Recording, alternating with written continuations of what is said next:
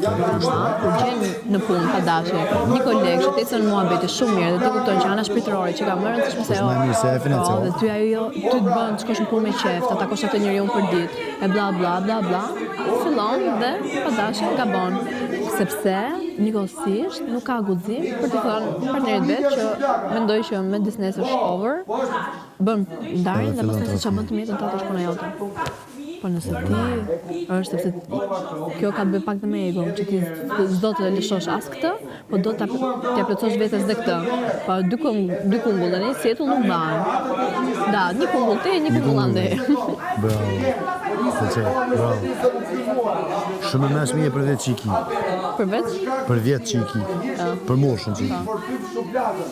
Por do filloj, do përtypësh shuplakën, pastaj do përtypësh 2 shuplaka.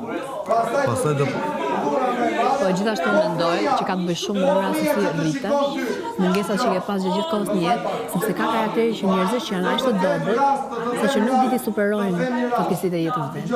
Ka njerëz që nga fatkeqësitë e jetës vet kanë mësuar edhe din me zgjedh mirë të jeta kur vjen puna me e fillu jetën e tyre, kupton? Din me zgjedh mirë. Po. Saktë. Për shembull, E saj, Mesa. nga jati nuk e harron kur dhe do ta urrej gjithë jetën.